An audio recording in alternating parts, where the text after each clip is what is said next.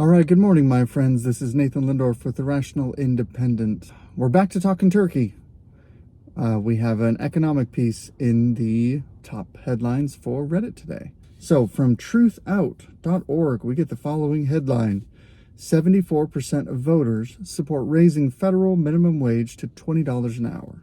There's some interesting stats that reveal the outlook of the author of this article, as well as some of the people who are pushing for this initiative.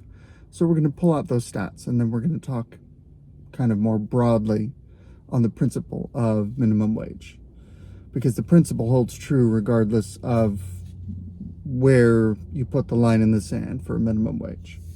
First, it's always interesting the framing in the opening paragraph. Amid the longest period in congressional history without any raising of the federal minimum wage, new polling suggests the vast majority of voters not only support it, but also nearly tripling it. It's interesting that you frame that, because it makes it sound as though the minimum wage has always existed. But there is a longer history of the United States in which there was no minimum wage than the period in which there is the minimum wage, since the minimum wage was established in 1938. So interesting framing. Almost as though history started when the progressives started monkeying around with stuff. So a whole bunch of people, according to this poll, again, opinion polls are for opinion only, not for facts, cite that they would like the minimum wage to be changed to $20 an hour. Interesting, because I can recall, not that long ago, the fight for 15, the fight to push the minimum wage to be $15 an hour. I wonder what drove it from 15 to 20. Now, apparently MIT has a living wage calculator, in which it says a typical family of 4 with 2 adults and 2 children, both adults would need to work 98 hours a week in order to survive on a $7.25 wage. In fact, research in 2021 found that even a $15 minimum wage isn't a living wage in any state in the U.S.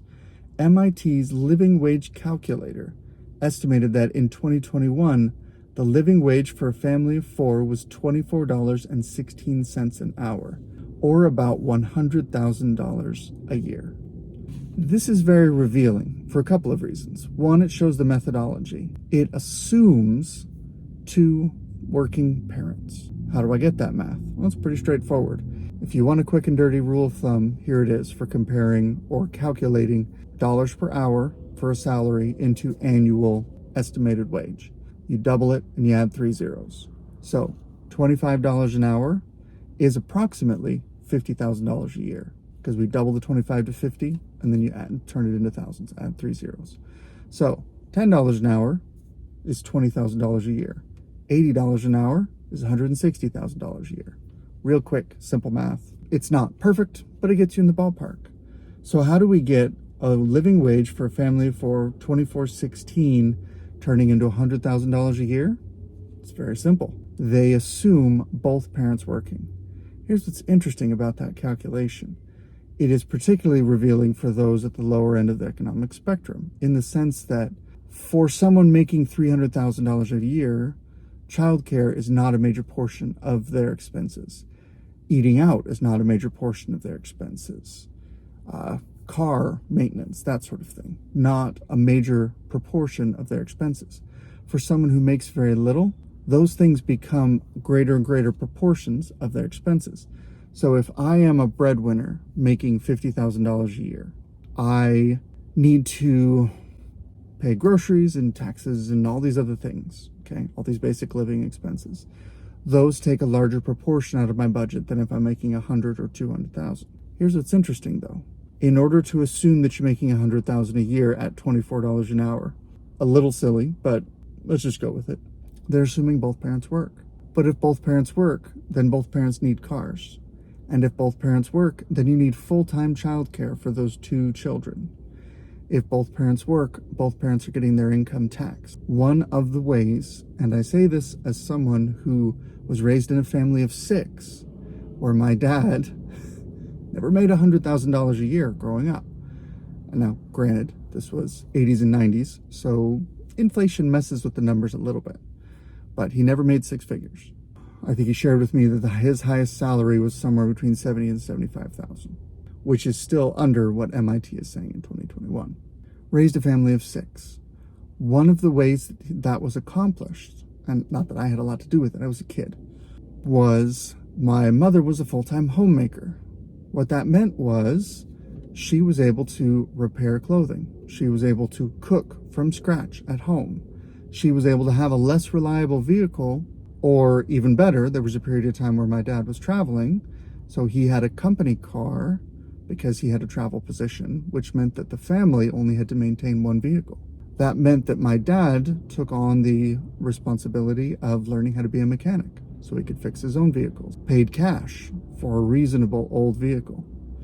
There are many, many, many ways in which you can live reasonably for less than $100,000 a year. What this is really saying with this very revealing stat is that according to this author's perspective, according to the people who think this way, if you don't make $100,000 a year and you have a family, then you are below a living wage. That is bonkers. And we'll get to why it's bonkers in just a minute, but I wanted to just lay that out. I wanted to run counter to this, which is to say there are other ways to create a living wage for a family of, this is 2 kids, but even more kids. There's more than one way to create a living wage situation for that circumstance. I also might point out that during that period of time, my parents were also paying off a tremendous amount of debt from a failed business venture. So by no means was this some kind of easy situation, yet they made it work. Discipline, frugality, being willing to live below your means.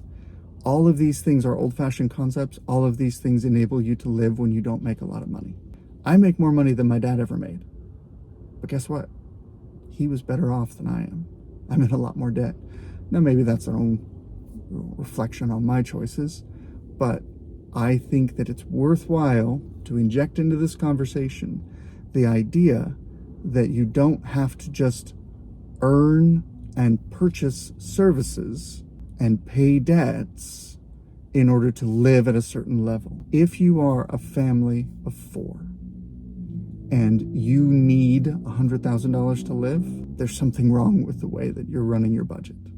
Now, if you make $100,000 and you live on that, great. But the argument that every family of 4 needs to make 6 figures is bonkers. Shockingly, Bernie Sanders is supportive of a major minimum wage. He's pushing for $17 an hour. The survey, one of these surveys, found that voters overwhelmingly recognize that workers must be paid more than $20 an hour in order to have a, quote, decent quality of life, as in being able to afford basic necessities like food and rent without struggling. 63% of respondents said the workers must earn more than $20 an hour to have a decent quality of life. When asked to estimate a benchmark at which that quality of life could be achieved, voters responded with an average answer of $26 an hour. This is where we start to get a little thornier, and we're going to go ahead and dive into that. I'm just going to see if there's anything else that's useful. Oh, there's a discussion about minimum wage for tipped workers and things like gig workers, like Uber drivers. Minimum wage for Uber drivers is, as a former Uber driver, it's silly. We're just going to leave it at that because that's not the point of this article. So there is a strong contingent of people in America who believe in things like wage controls, things like minimum wage. And the arguments are often framed in a sort of compassionate setting, in the idea that that the reason to enforce a minimum wage is because it helps to lift the lowest paid workers on the rung. It helps to lift the floor of what labor is paid in America. Many, many times in these economic conversations, we are faced with arguments that are calls for compassion, calls to set aside reason, to set aside logic, to set aside reality in favor of compassion. This is what's at the root of the transgender argument. This is what is at the root of environmental regulation in many ways, business regulation, tax rate conversations, etc. And the great irony is that one of the things that leads to the least compassion in society is centralized control and centralized power. So let's talk a little bit about why a federal minimum wage is cruel to the least among us, why it actually harms those that it seeks to help. And that is often the case with many of the supposedly compassionate policies put forth by leftists. They actually end up harming those that they market the policy as helping. Right off the bat, they begin to conflate things in order to confuse the situation. They make the case that the minimum wage should be the amount that a breadwinner needs to earn in order to feed themselves and their family. But that is not when someone enters the workforce. You should not wait to enter the workforce until you are in a position of supporting a family. If you do, you've done screwed up somewhere. There's been a problem. Instead, you should plan to enter the workforce well before that. There's this weird thing called restraint and work ethic. Used to be something that we taught our children. Wait to make a family until you can afford to feed a family. Shocking, I know. It is a thing that is possible. And when you enter the workforce, recognize that the amount that you are making will be less than it would take you to survive. So start working before you need to even support yourself. Start working as a teenager. Start working when your income doesn't have to bear that burden. Guess what happens when you do that? You become more valuable through work experience, through gaining skills, through education, through training, through certification. All of these things make you more valuable in the marketplace, moving your worth economically, what the wage is that you can command in the marketplace, higher, well above minimum wage. As an example, when I was a teenager, the minimum wage was $5 an hour. And when I was in high school, I spent 3 years working at a sandwich and ice cream shop where I think I got a nickel raise and a dime raise and then like a 15-cent raise. I started at $5.05 an hour. I ended at $5.35 an hour. So over the course of nearly 3 years, I made almost no money. Starvation wages. It would have been ridiculous to try and make money, try and live on that wage. But I learned about hard work. I learned about how to work together as a team. I learned about how to conduct myself professionally. I learned about customer service. I learned about de-escalation. I learned so many skills that when paired with some hobbies that I had, I was able to parlay into my next job as I was nearing the end of my high school years, where I built custom computers for a company locally. Now that is a much more skilled position. It commands a higher wage, but it is more demanding. And even then, I goofed up a couple of times. I was a dumb teenager. I remember having a conversation with my boss where I walked in on a Thursday and said, "Hey, I'm going camping this weekend. I'm not going to be at work tomorrow." And he said, "Dude, you can't do that. I'm relying on you here to perform your work." And I said, "Oh, sorry. Well, next time I'll tell you more in advance, but I'm going to be gone." Because that's a dumb teenager thing to do. If I did that as a grown professional, I might get fired, and probably with good reason. I learned that lesson when the stakes were relatively low. And going forward, I learned to communicate better what I needed on a personal level with management to make sure that the needs of the business and therefore the needs of the customers were met. That's a skill that I gained when I was worth less than I am today. But in that position, I was making $8. Doesn't seem like much these days, but I started at $5.05. And in a couple of years, I was worth $8. A few years after that, I was working at a college. I worked my way into a position, again, parlaying some of the skills that I had learned, and stepped into a role with my school where I did structured cabling. Now, for those of you who are not tech nerds, the reason why you can plug your, I was going to say phone, but that outdates me.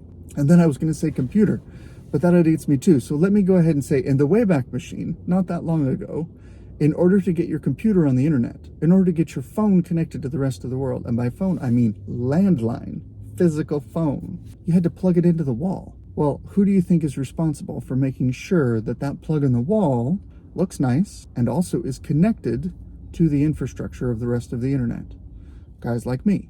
I was doing structured cabling, which meant that when a dorm was being renovated, or when a new office building went into place, and they needed to run network connections for a lab or for a faculty office or whatever, then they had us go and run all the connections and document everything. And this was a job that required problem solving. It required teamwork. It required diligence. It required learning how to work strange shifts. That's when I first started doing after hours work, because every once in a while you have to change out network equipment. When you do that, it disrupts service. You don't want to disrupt service in the middle of the day, so you got to do it in the middle of the night. So now I have to learn how to conduct myself professionally at 2 o'clock in the morning. Also, how to make sure that I am prepared enough to accomplish the task, because I only get one shot at it.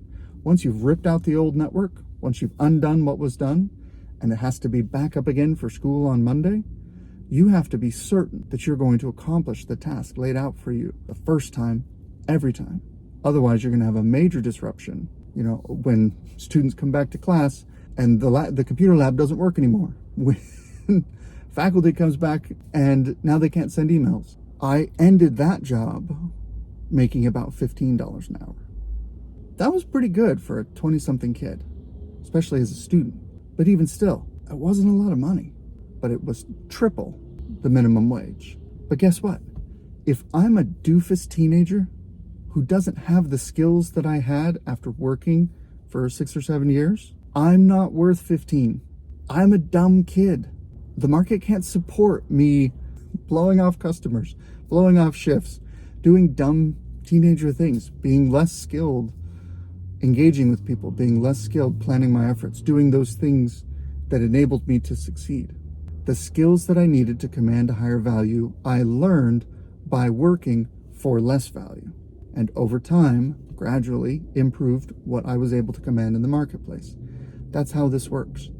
If you buy into minimum wage, what you're saying is, we have to mandate that the market doesn't pay anybody less than it takes for someone who is supporting a family, which means everyone who doesn't have skills commensurate with that amount of value is going to get priced out of the market. That's what happens. Every time you raise the minimum wage, unemployment goes up because people get fired. Because as a business, I can't afford to pay a dumb teenager who doesn't know anything the same that I pay a 25-year-old who has been working for 10 years. I can't afford to do it. It doesn't work. It will crash my business. It will price me out of the market because I will have to raise my prices such I'm no longer competitive, and now I have no jobs.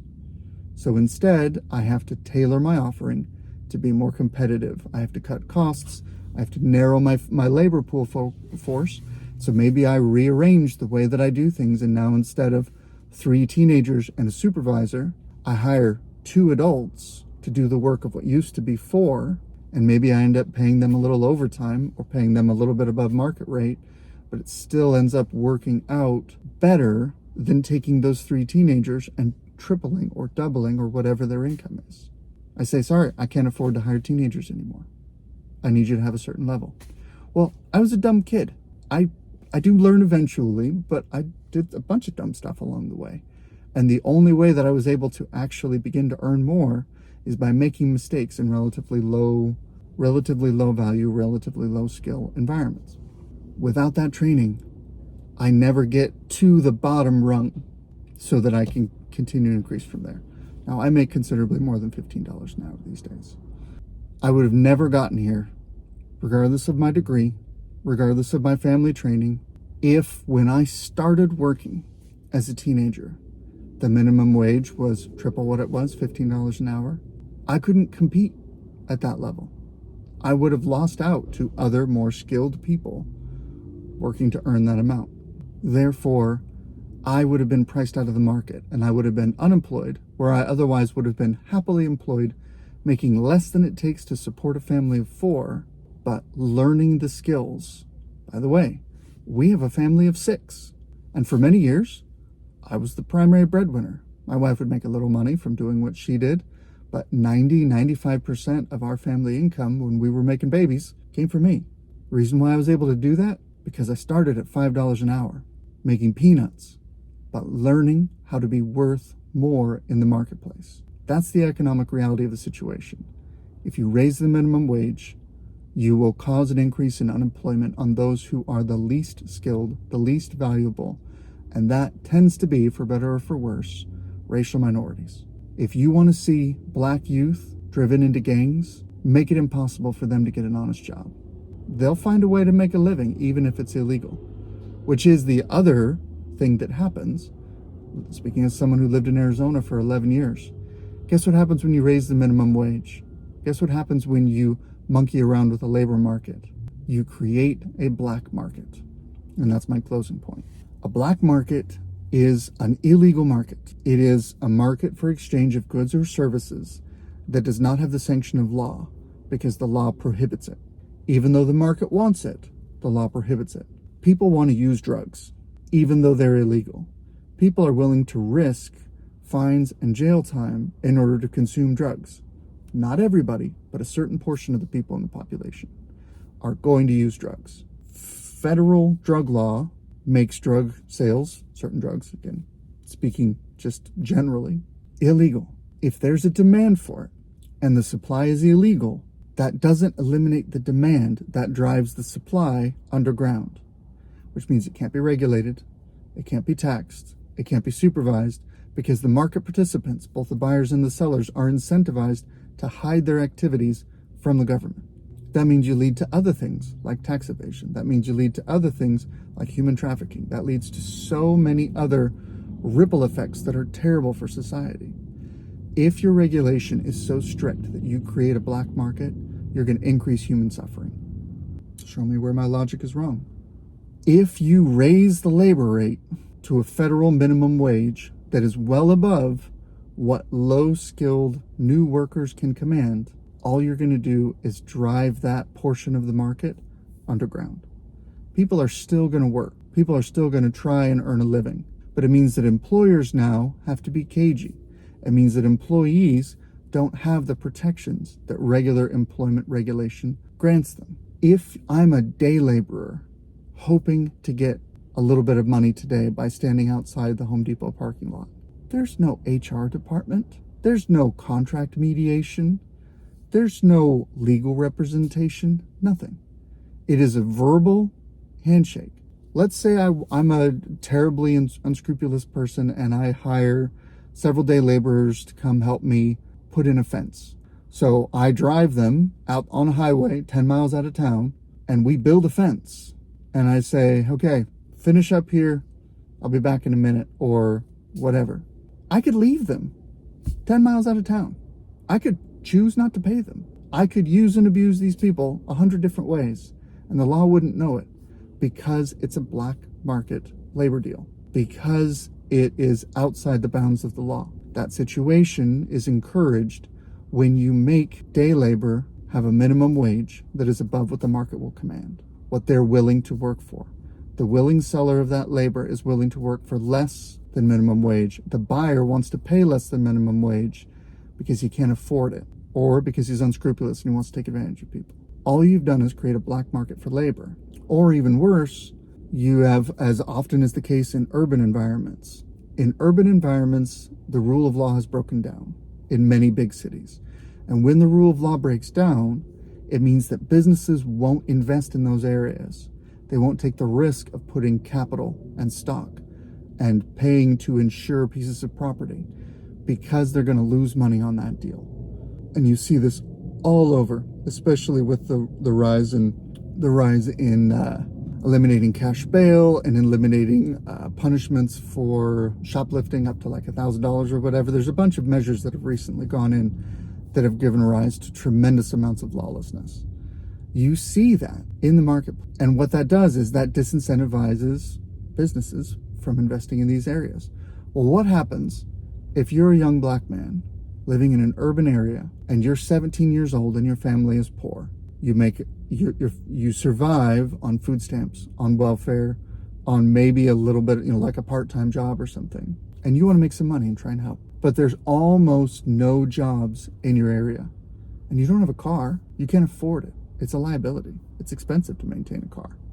You need a certain minimum amount of economic worth to be able to put a car into the equation. Once you can, then you have greater independence and greater flexibility and autonomy, and you can pursue jobs in better areas. All that's possible. But you don't have a car. You're a teenager, so you need to find something that's local. Well, if the local economy is so distorted by a presence of crime and corruption and by a lack of the rule of law, there's very little in the way of local economic opportunity. But guess where there is economic opportunity? Selling drugs on the street corner, being a lookout for a local gang, being a messenger. Gangs exist partly because they are the most viable employer in certain segments of the country. That's insane that that's even something that can be said. It's a tragedy. Gangs can pay many multiples of the wage that's available from other means. And sometimes it's greed and sometimes it's desperation, but it drives a certain percentage of youth into that black market, created both by labor restrictions as well as by trading in drugs restrictions. Here's the crazy thing. Let's say you're a 17-year-old boy, trying to help your family, trying to make a little money. There's no jobs nearby. You take a job with a gang. You're a drug courier. You need to transport material from one place to another. You get caught by the cops. You get arrested for trafficking. You go to prison. Let's say 4 years, 5 years. Now you're in your mid-20s and you have a felony drug record. Who's going to hire you? No one who's going to pay you much. You'll get paid peanuts. You will be locked out of the labor ladder that I described for myself earlier. You're locked out of that world. You don't get that chance. Because the high quality employers look at you, look at a criminal record, make some assumptions, maybe true, maybe not, but they do, and you're out of the game. Federal minimum wage is a terrible idea, and it harms the very people that it claims to protect. That's my Reddit rant for today. Good luck out there.